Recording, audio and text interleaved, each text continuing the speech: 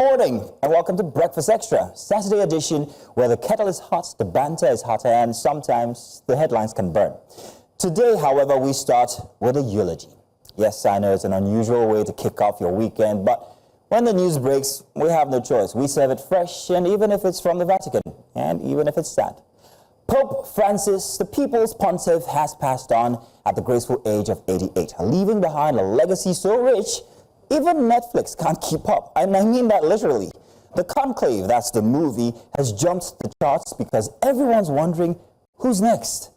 But in the final act of holy mischief, and indeed he was quite mischievous, Papa Francesco left us with the toughest guessing game in Catholic history.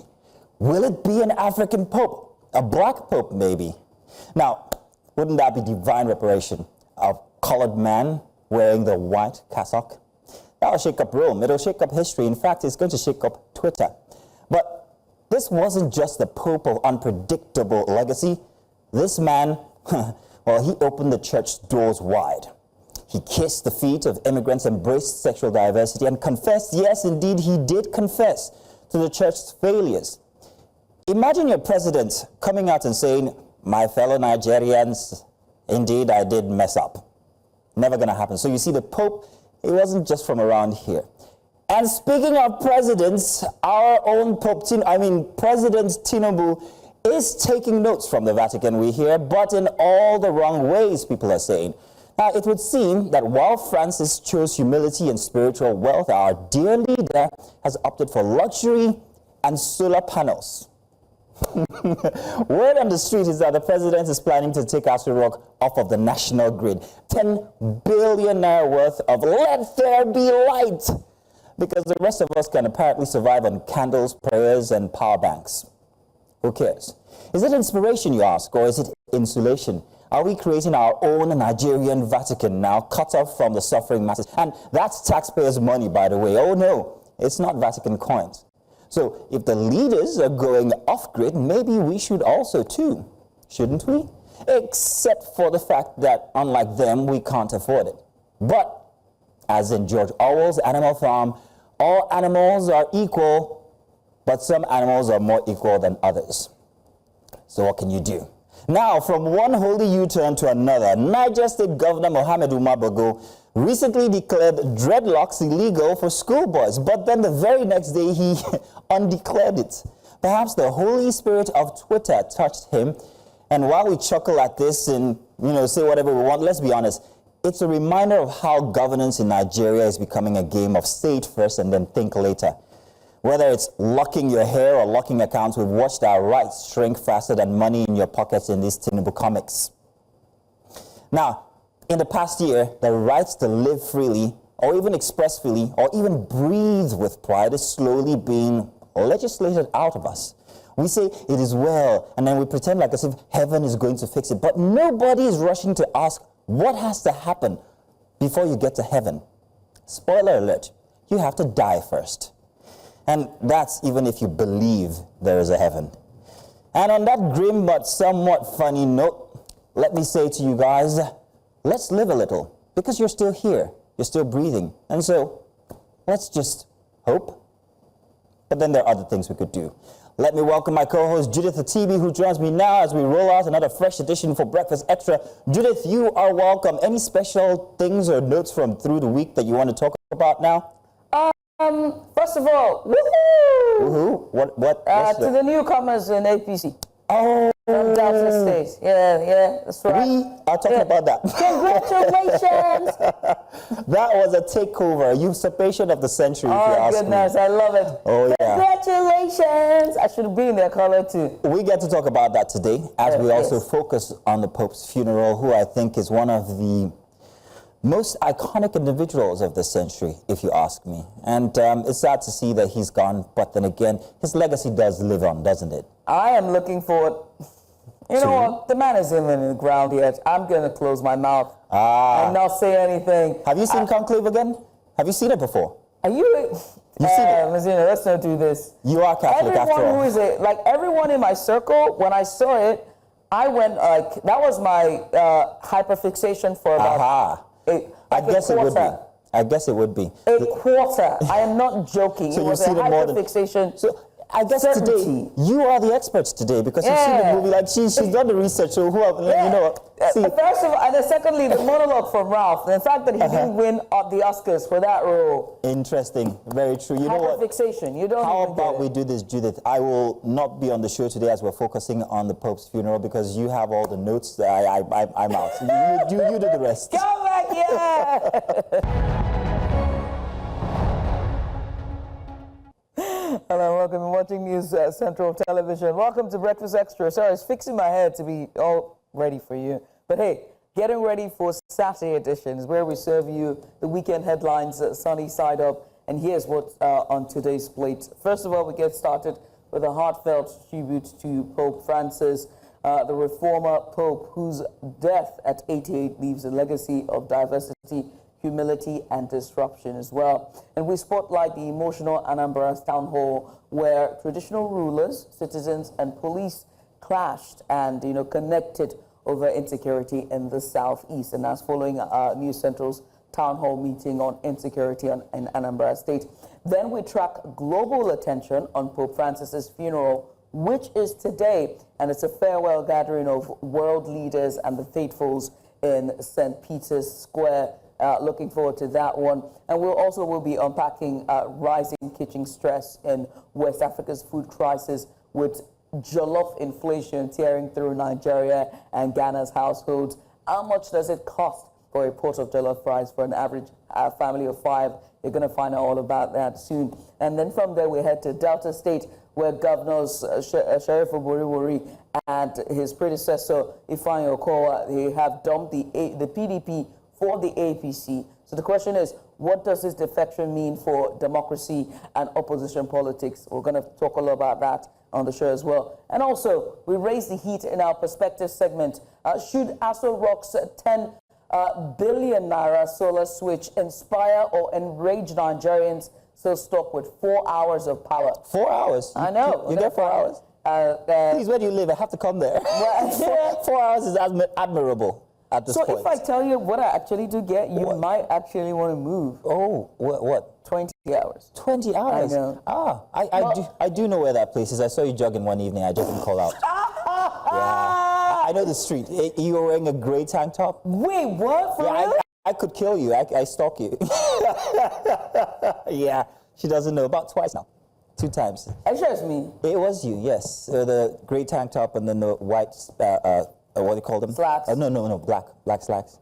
And everything. I was if it was white, it's not me. I don't know. No, not white, it was black. Trust me, yes. Yeah, but I jog only in like 5 a.m. in the morning. No, this was in the evening. That's not me. It was you, trust me. It's not me! In any case, how about we get started with our very first big report for today?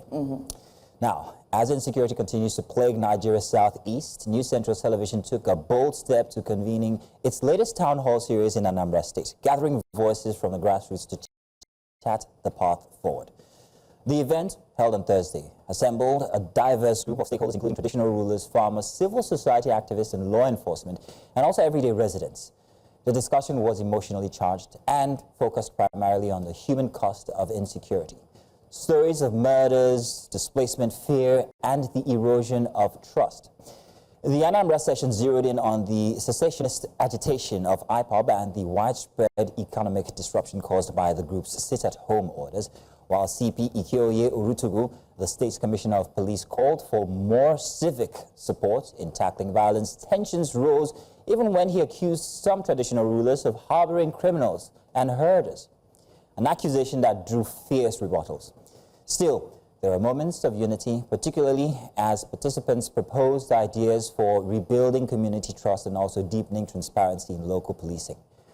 In the words of News Central's managing director, Akede, silence is a silent destiny. Speak, because when we all speak, even the deaf will hear us. And so joining us to offer his first-hand account of the deliberations and public sentiments is Bernard Akede, is our lead correspondent at News Central.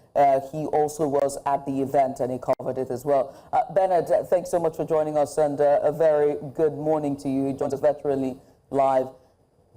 Tell you what, Bernard, before we come to you with all the questions, let's check out that package you put together from through the week. All stakeholders protest together The town hall drew a diverse mix of participants, including traditional rulers, community leaders, concerned residents, and law enforcement officials, all united by a shared sense of urgency to address the deepening crisis. Discussion centered on the impact of IPOB activities, the sit-at-home directives, and the growing fear that has crippled both economic activity and social stability in the region. Without security, no farmer will go into the bush and cultivate. Like last time, our national president from Plateau State, they killed her husband in the bush while farming. Added to that security problem, but what you may call an attack on our people. The people of the Southeast have been dehumanized, even by the security persons that are to help them. Presiding over the security concerns was Commissioner of Police Anambra State, Ikioye Orutugu, who made a heartfelt appeal for public support in the fight against criminality and unrest. What we need is just community support. However, the event took a tense turn when the Commissioner of Police, Ikioye Orutugu, alleged that some traditional rulers were complicit in shielding herdsmen responsible for disrupting farming communities. The comment triggered immediate backlash from participants who strongly denied the accusations and demanded evidence. Address your traditional rulers. How did the so-called cattle rearer jump to that place? Because only him. Sometimes with one cattle rearer, only him. With one small boy where they follow, carry stick, they follow up. Before you know, he's expanding. He's carrying Okogoro to one traditional ruler, to one chief. We have a list of people who are to speak. Please hold on. I want to tell us that these Fulanis, they don't consult anybody before entering our communities. These people knows our bushes better than we, the owners of the community. I remember that some few years ago, a group of people that are involved or engaged in herdsmen made a national broadcast. It was all over Nigerian media, that if they are not given land to graze their cattle, they are going to wage war against Nigerians. Despite a heated exchange, the session ended on a note of cautious optimism as stakeholders shared ways to improve security in the region. We are the solution. If we want solution, we are the solution. Give us the solution. Mr. Governor is trying in his own part. He will not say something and come down and do it.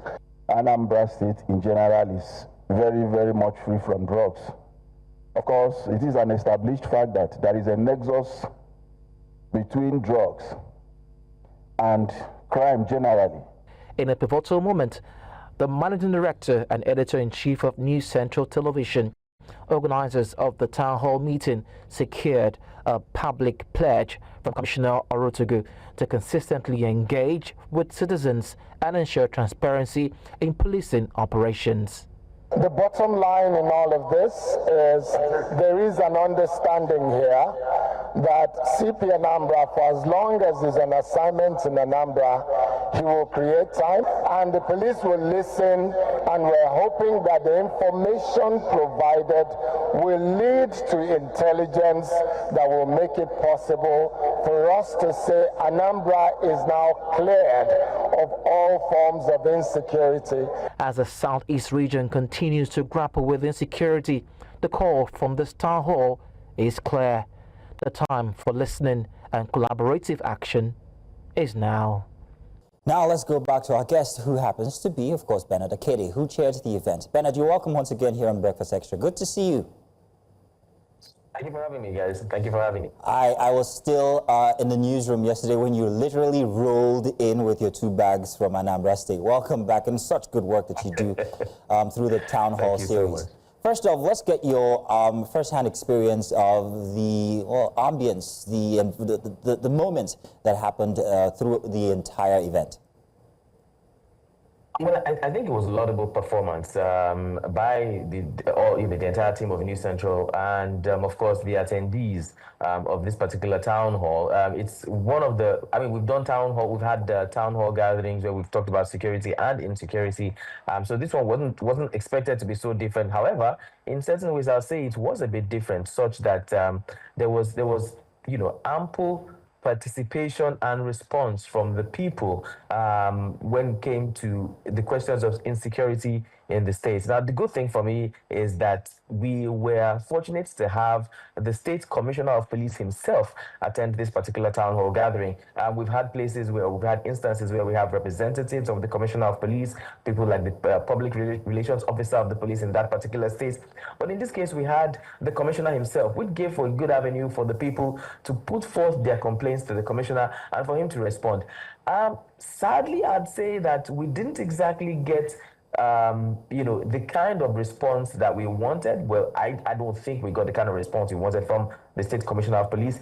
But again, I'm happy that he came there. I'm also happy that people were able to air their grievances. We had cases where the people who attended commended the governor, Chukwuma Charles Soludo, His Excellency, for doing a good job, but then still putting forth their complaints, saying that they would have appreciated if the measures he's putting in place now actually came much earlier. Remember that we're just a few months away to elections, the governorship elections in the state. So while some were whispering that this could just be measures coming just before elections, like we get to see a lot of times, others are saying that they hope that this will be lasting, long-lasting solutions concerning the state of insecurity in Anambra State. And again, hoping that whatever solutions come in place here will not just happen in Anambra State, but will reverberate across the southeastern parts of the country where we know that we're having issues of insecurity. Unfortunately, we're having these issues all across the country, but at least solutions starting from one region, hopefully, could cause a ripple effect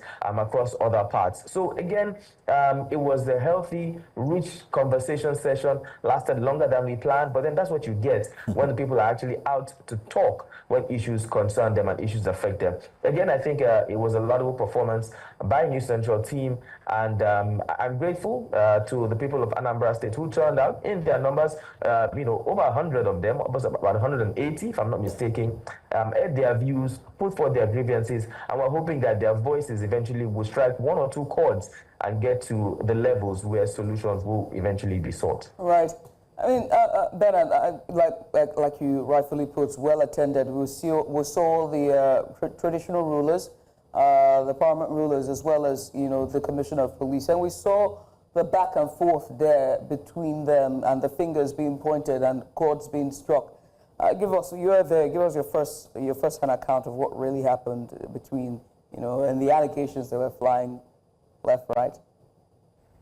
Correct. Unfortunately, it turned out to be, almost a blame game match, eventually on that day. We had the Commissioner of Police there in person to address some of the issues that were raised. He didn't come in at the beginning of the program, so some of the questions were missed. Now, the people had complained basically about encroachment by herdsmen into their communities. Some had complained about, youths, whether from the community or out of the community, beginning to cause mayhem amongst them in that particular place. And then some talked about, I asked a question saying, when you had these attacks to a particular lady who came to give her own first-hand account of how she was attacked at some point, I said, did you report these cases to the authorities, to the police? Some said no, some said yes. And then there were also complaints that there are cases where even the security operatives themselves, in their own little way, are adding or have been adding to the cases of insecurity. Some said that sometimes you have police officers extort them while they're on the road, police officers not being responsive, police officers complaining about not having the right infrastructure or facility to tackle crime, like we've heard one time too many, talking about not having fuel in their vehicles, not being able to get there on time. So when the Commissioner of Police eventually arrived and stepped forth to grab the microphone, I was expecting that to be a breath of fresh air where he will be able to respond to some of the questions. However, his responses were not as favorable as I thought, and as I think I'm speaking for the crowd as well, because like you clearly stated, or like you heard in that report, there was an air of disappointment to some of the things he said.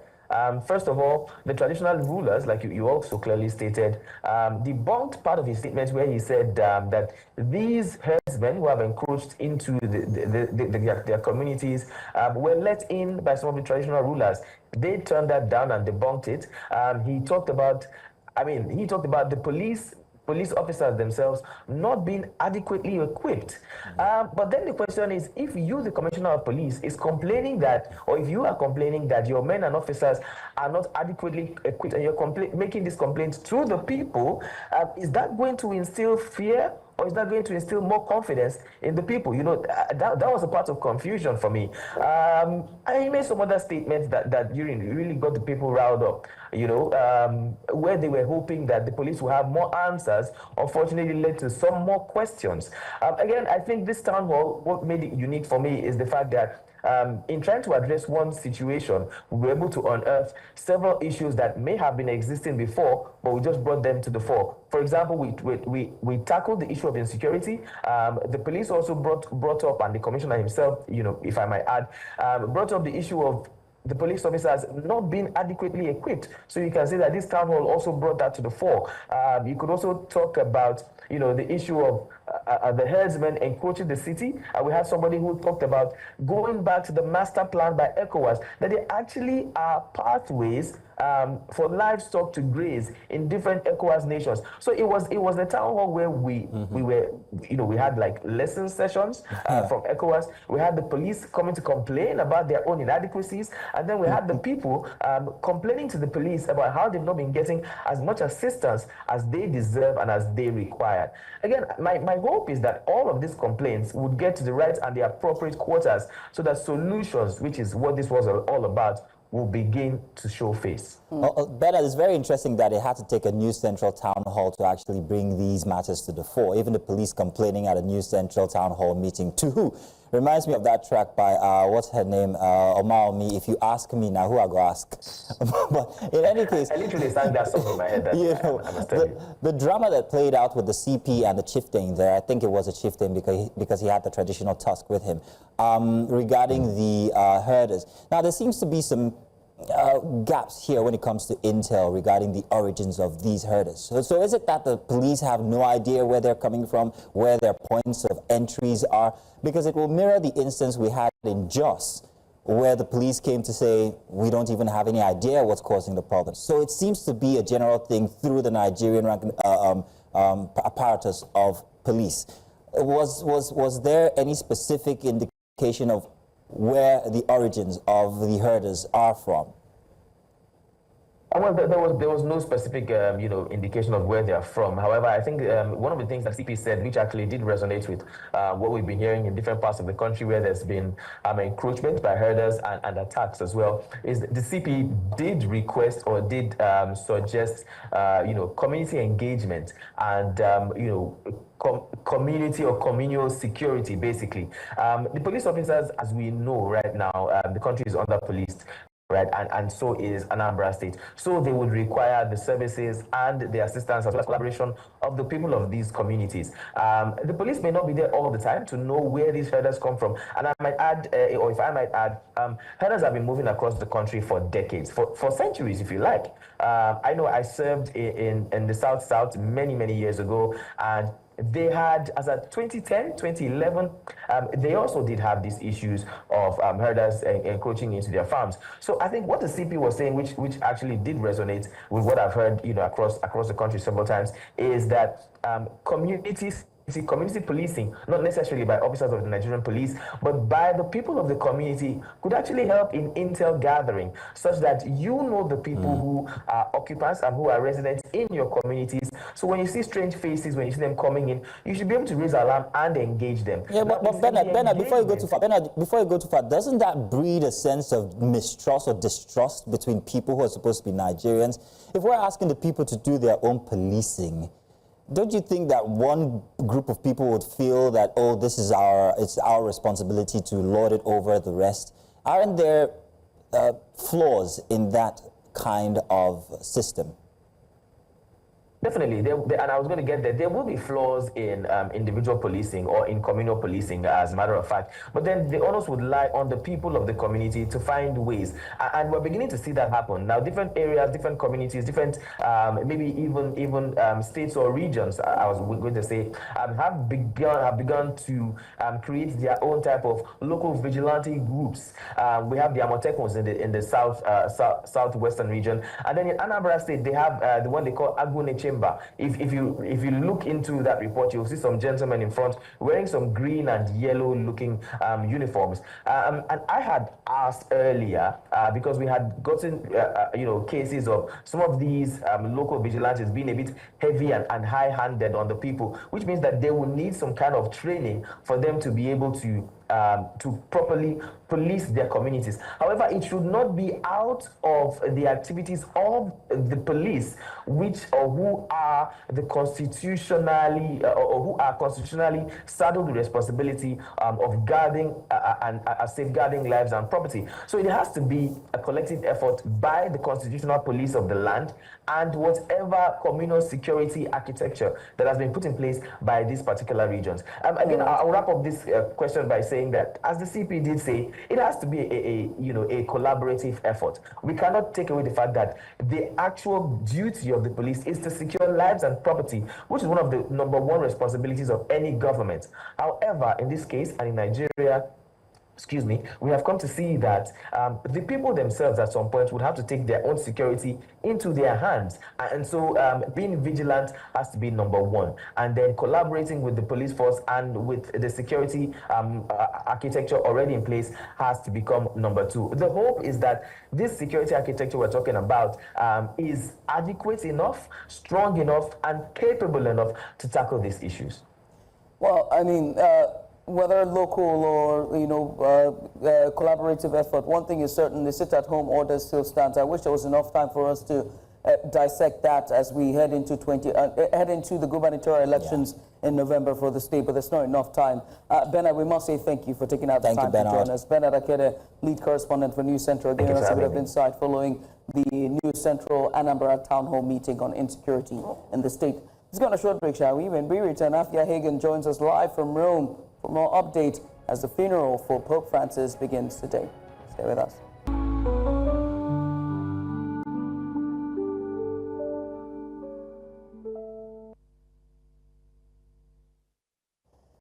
Let's unpack the legacy of a good man by every definition. Pope Francis, who passed away at the age of 88 following a stroke.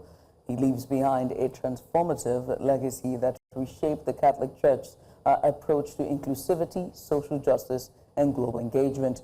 Now, during his 12-year papacy, he was renowned for his humility, progressive stance, and unwavering commitment to marginalized communities, including migrants and the LGBTQ+ population.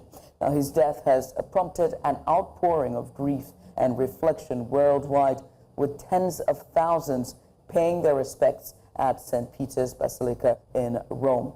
In Africa, Pope Francis is remembered as a passionate advocate for peace and interfaith unity. His 2015 visit to the Central African Republic, where he entered a Muslim neighborhood amid civil conflict and prayed in the mosques, stands as a testament to his commitment to reconciliation. Now, under his leadership, the Catholic Church in Africa experienced significant growth, swelling from 185 million adherents in 2013 to over 281 million. So, to delve into this instance happening right now, the Pope's funeral, we turn to a special package by Afua Hagan, international correspondent at News Central, which aired earlier this week. Afua provided insightful analysis on how Pope Francis' actions and also teachings left an indelible mark on the global stage, particularly in promoting inclusivity and social justice within the Church. In Vatican City, speculation is swirling over who might next lead the world's 1.3 billion Catholics. So, who are the frontrunners?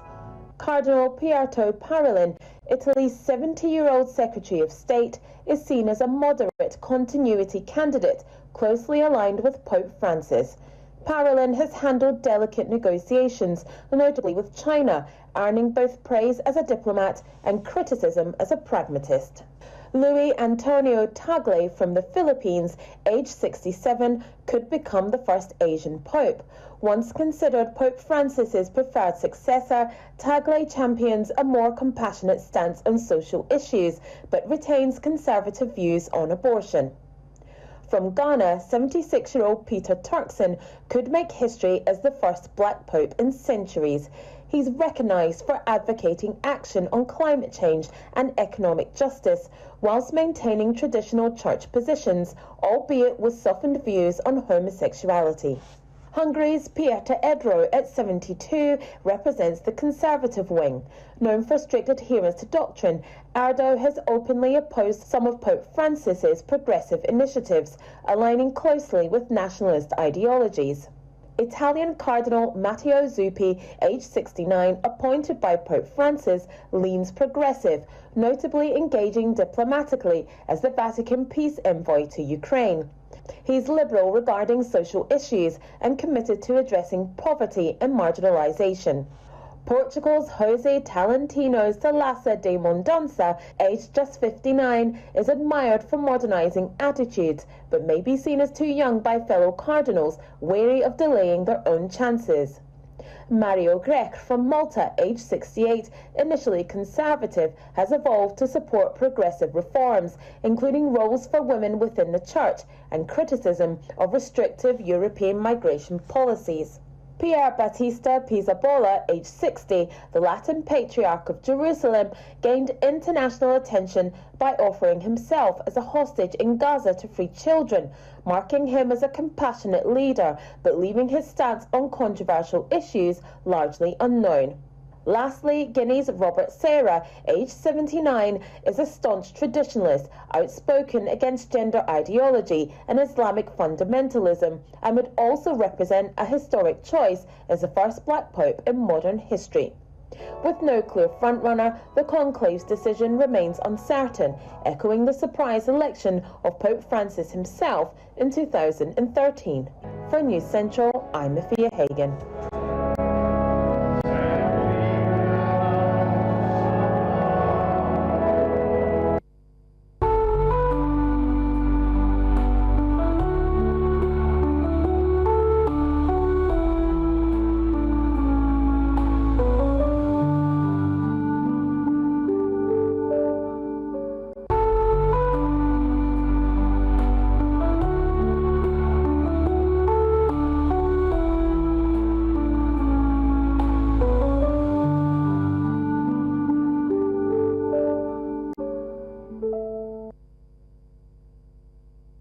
So like we said from before, we have joining us right now our international correspondent, Afua Hagan, who is currently in Rome. Also joining us will be Reverend Father Vincent Ume Okoli, and that's he is the from the Palatine Mother House in Baku, Akwa, Nigeria. And also we're going to be joined by Mr. Akede Akintola, CAFOD, Head of Region Africa.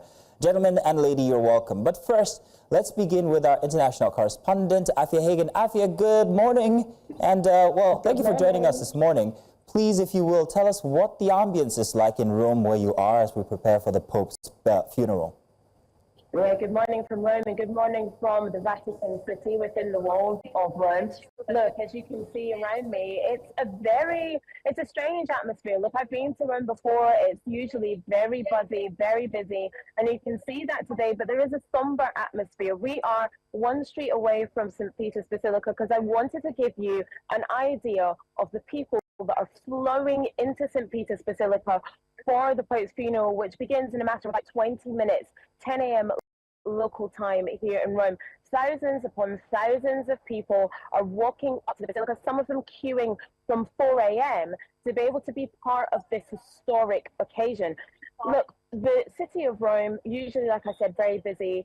Overnight, we were kept awake, actually, by helicopters circling overhead, lots of police sirens. The security operation that is in place for this particular event is unprecedented. I'm sure you can see behind me the police and security services making sure that people funnel down the street in an orderly fashion to get to St. Peter's Basilica, which is just one street away. But like I said, the magnitudes of people even surprised us this morning. And I've covered, the funeral of Queen Elizabeth II, where yes, millions of people gathered in London for her burial. A similar situation, better weather today. It's quite warm here as well. There are thousands of people gathering to say goodbye to the Pope, who lots of people are calling the Father. Well, thank you very much, Afua. Afua will be coming back to you for more detail from Rome, but we also have Father Vincent here joining us. And I want to ask him a very interesting question. Father Vincent, please, would like to know what your take is on the Pope Francis's approach to inclusivity as he redefined the Catholic Church's engagement when it comes to people and how Catholic the Catholic Church actually became under him. Okay, the Pope Francis' idea of inclusivity in the church, for him, is a way of trying to open up more for the church, open up more the church. Also in a way to modernize the church, because for him, he believed that all of us are God's children, that the love of God embraces everyone, and no one is excluded in this love of God. Therefore, for us to be a church in itself, we must be able to include everyone, because God loves all of us. And also, you could see in his where he went even far the people on the margin of the society, because see the people the poor, because he said he wants the church to be the church of the poor, where the poor find a circle. And you also see his idea about the LGBTQ people, people that are being marginalized, but we need to bring them to dialogue with them, to listen to them. So for him, it's a way of bringing the Christ to the people, to include everyone. But because also he's also quite known for his pastoral ingenuity. Because this is a very important idea of what Pope Francis have brought to the church. That's a strong legacy he left behind. Yes, indeed. Let me come to Mr. Akintola and just talk about Pope Francis, 12 years of papacy as Pope in the Catholic Church, leading the church. What's it for Africa in general? What was his 12 years like when it comes to his contribution to Africa?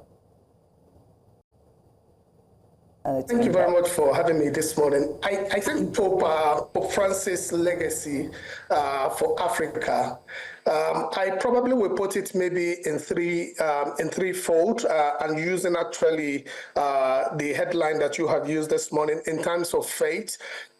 You would see that what Pope Francis have really done over the 12 years of his leadership is actually trying to demonstrate a faith that is rooted both in mercy but also in encounter. And so he made a lot of emphasis about a church that is not rigid or self-referential. But he talks about a church that goes forth as a missionary church that meets people where they are. And that's why you would find the reality that when he went to Central African Republic, he was able to just go there, even at a time of civil conflict. That was quite, that I'm sure he probably went there even against maybe some security advice. He reminds us that faith is actually not a fortress, but a field hospital. And I would like to quote something that he said. He said, the thing the church needs most today is the ability to heal wounds. And I think he did that quite a lot on the continent of Africa when he went in 2023 to South Sudan, as well as to Democratic Republic of Congo. And he made justice also to be a key central thing. He sees justice as core to discipleship. And so when you read his letters around Laudato Si, as well as the Fratelli Tutti, what the Pope tries to do, which actually is part of what I think is a benefit for Africa, is he tries to confront the structural sins of our time, in terms of whether you talk about economic inequality, whether you talk about environmental destruction, or you talk about this culture of throwaway. And even just this year was declared the Jubilee Year of Hope, and hope around debt relief and all of this work. So he was quite a very prophetic voice for climate action, for refugee protections who are coming, whether from Africa or other parts of global south. And he did quite a lot around even peace and reconciliation. You would remember that when he visited, when he met with the leadership of South Sudan, during the retreat in Lampedusa, he kissed the feet of the leaders and really asked them and plead with them to allow peace to reign and to allow the people to really move forward. So he was really Pope of the people, and he really championed a lot.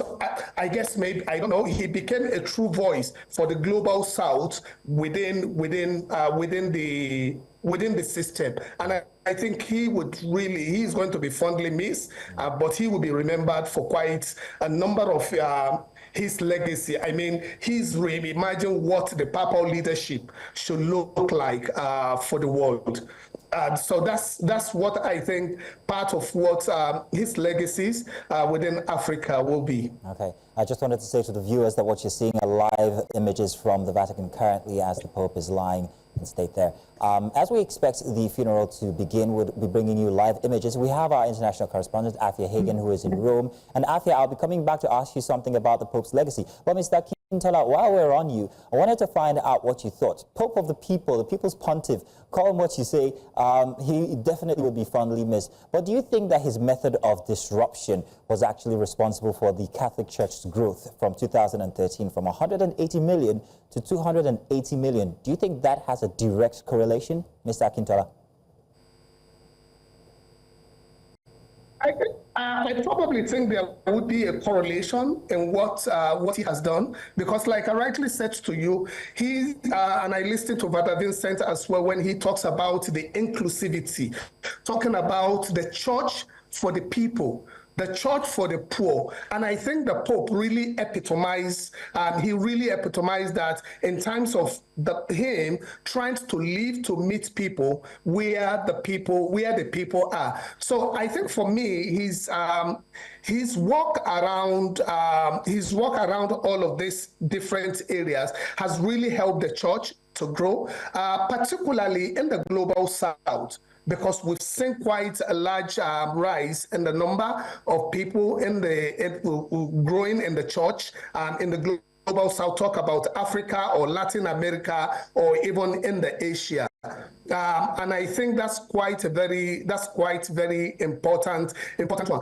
because he did champion a model of governance that talks about listening and a shared discernment. So he was a Pope that really listened, and he tries to listen to the people. And I think that's quite a very important thing that he has done. But you would also see that he was truly a prophetic voice on championing the issues as they affect Africa, as well as the world itself. Afua, let me come to you and ask you about, his influence on the global south. Today for this funeral, what's the attendance? I know you said thousands are already streaming into the square to witness the funeral, but in terms of world leaders, who are we seeing arriving today for this event? Yeah, absolutely. We are expecting a whole plethora of world leaders. They have been arriving in St. Peter's Square. First, I want to tell you a little bit about the seating arrangements. World leaders, royal families, now they will all be seated in French alphabetical order according to their country, and the exemptions to this are the Argentinian President, Javier Milei, and the Italian Prime Minister Giorgia Meloni, who will be sitting in their own section. Otherwise, all the world leaders are sitting in French alphabetical order. We've seen Joe Biden arriving in St. Peter's Basilica. Donald Trump has also arrived, along with Norway's Crown Prince Hagan and Crown Princess Mette Marit. We've seen Sweden's King Carl Gustaf has arrived. The United Nations Secretary General Antonio Guterres is in attendance. President Donald Trump has arrived in St. Peter's Basilica as well. We're expecting the French President Emmanuel Macron to also be in attendance. It really is a who's who of international leaders. Now, who won't be in attendance is the Russian President Vladimir Putin, the Israeli Prime Minister Benjamin Netanyahu. They will not be in attendance. Now, the Ukrainian President Volodymyr Zelensky arrived in Rome this morning, but it's thought he may not make it in time to St. Peter's Basilica. We could also see some backdoor diplomacy happening over this weekend. Earlier on this morning, President Trump has said that he believes a deal between Ukraine and Russia is close. Volodymyr Zelensky said he wants to speak to President Donald Trump while he is here this weekend. So aside from everything that surrounds the funeral of the Pope, we may see some diplomacy happening as well. But world leaders will be seated now. It's all open air in St. Peter's Basilica for the funeral, which begins in a matter of 6 minutes. Well, Afua, many thanks for that. Let me come to you, Father, and just really talk about, I mean, I hate to, bring this up, given that the Pope is yet to have his, befitting funeral, but I think we need to discuss this. As we're talking about the impact and the influence of Pope Francis and his legacy that he has left. We know that immediately after the funeral, a conclave is about to begin. And in that conclave will be 135 voting cardinals. And out of that, 108 of them were appointed by Pope Francis. Now, 4 of those electors are African. From Ghana, we have Peter Turkson. From Algeria, we have John Paul Visco. From Morocco, we have Cristobal Romero and Stefan Mula from South Sudan, as well as Desri Sarahazana from Madagascar. Is it too soon to, I mean, when we look at the persons that are from Africa, the cardinals from Africa, who's going to be part of the conclave, for the entirety of Africa, is it time for us to see a very first Pope of color from Africa to take up that the papacy or lead the Catholic Church? I think this question has been coming up and up again. Is it time for African Pope and all of that? But sometimes we look at it in a political point of view. The election of the Pope is not really political. It is not the place where the cardinals have to do campaign and say, now it is our turn. Like probably with the way we understand the elections here in Nigeria, maybe we do zoning. Is it time for the North? Is it time for the South and all of that? But I think we Catholics, we strongly believe that during the conclave, anyone who emerges from the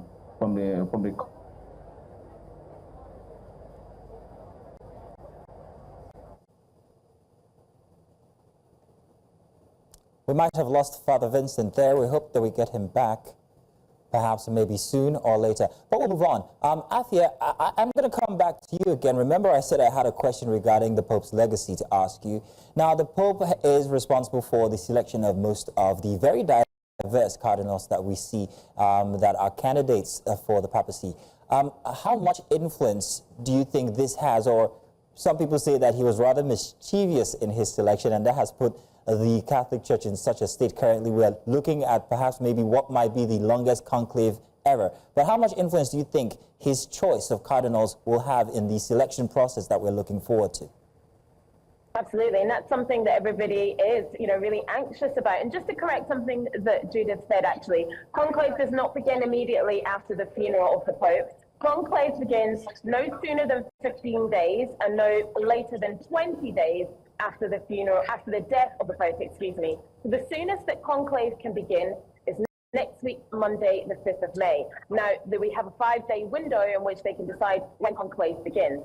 So yes, you're absolutely right. Pope Francis elected 80% of the cardinals that are eligible to vote.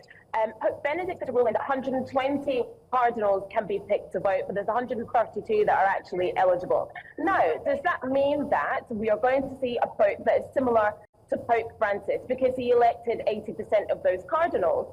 Well, not necessarily, because we don't know that he elected those cardinals because they had similar leanings to him. He picked cardinals in part of the world where it didn't have a cardinal before, like East Timor or Guinea. It was about bringing the Catholic Church to everywhere, to everyone. That's what he wanted to do. That was his kind of global outreach program, if you will, and that's a huge part of his legacy, bringing the Catholic Church to the global south. And the Catholic Church is growing most in Asia and across the continent of Africa.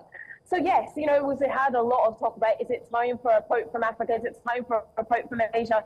Absolutely. But we do not know how conclave will vote because we do not know much about the cardinals. We know about some of the cardinals, maybe the 15, 20 that have been lined up. You know, Peter Turkson, as you talked about, the ones that I talked about in my piece, which we paid sort of about 20 minutes ago. You know, we know some things about some of them, but not all of them. Pope Francis himself was a surprise pick for Pope. It wasn't expected that he would be the one that would take on the job. But we have to remember as well that this is down to the Holy Spirit. It's not about politics. It's not popularity contest. It's the Holy Spirit moving through the cardinals that picks the Pope. Right. As what you're seeing now on your screen, live visuals from St. Peter's Square for the funeral of Pope Francis. As the funeral is about to kickstart, you can see the all the faithfuls, Catholic faithfuls, just there to pay their last respects as we send off a man of just impact and legacy of love and inclusivity that embodies the very virtue of what it is to be Christian in modern day times. There, those visuals there, you can see the President of the United States of America, as well as his wife, the First Lady, also the First Lady and President of France as well, just behind them, all arriving for the funeral. The funeral is about to get started. World leaders are to be expected, plus the Prince of Wales as well. And we're hoping that we can get Father Vincent back with us, but while we try to get that connection going, I'm going to come to Mr. Father Vincent, yes, you were speaking on, I think it was the legacy of the Pope, if I'm not mistaken. Would you like to continue?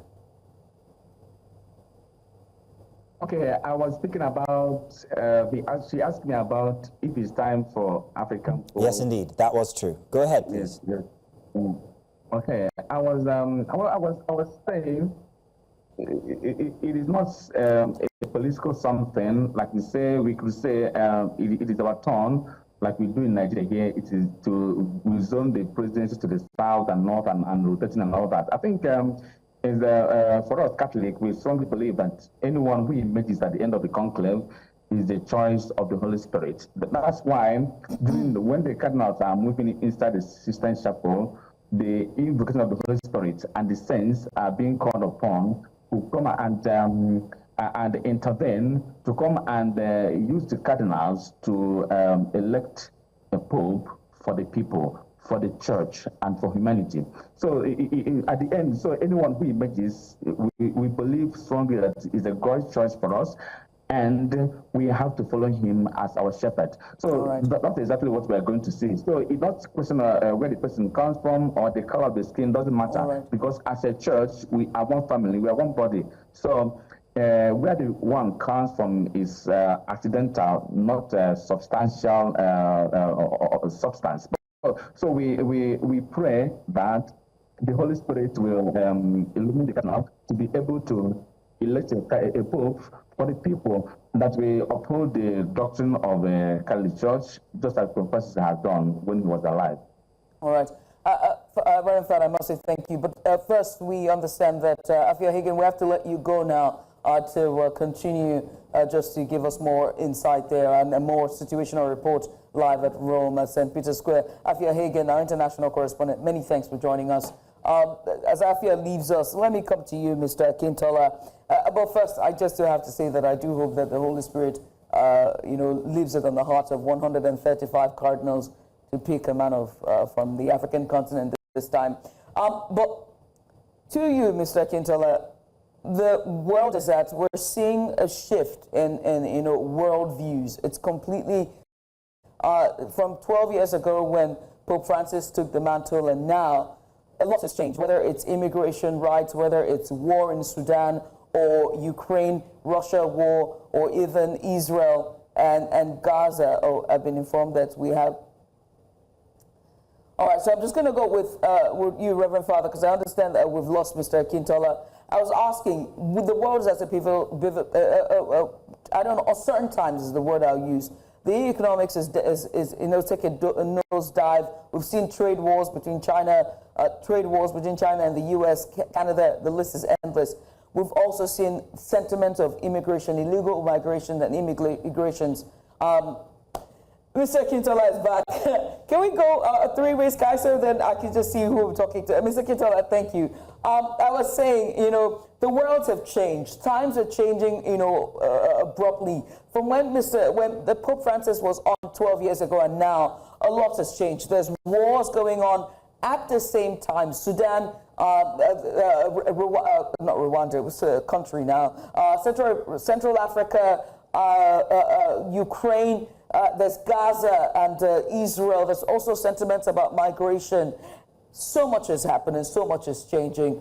What do we hope for as Conclave is, on the cusp of getting started?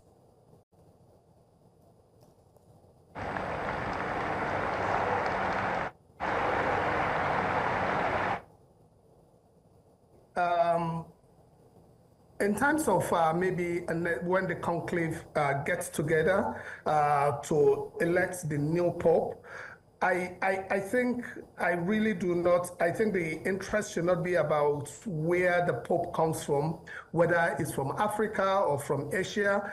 I think the world just requires a Pope who can build on the legacy of Pope Francis.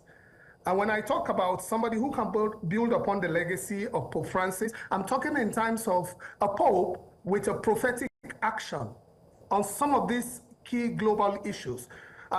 You will agree with me that the world itself now and countries are becoming a bit more individualistic.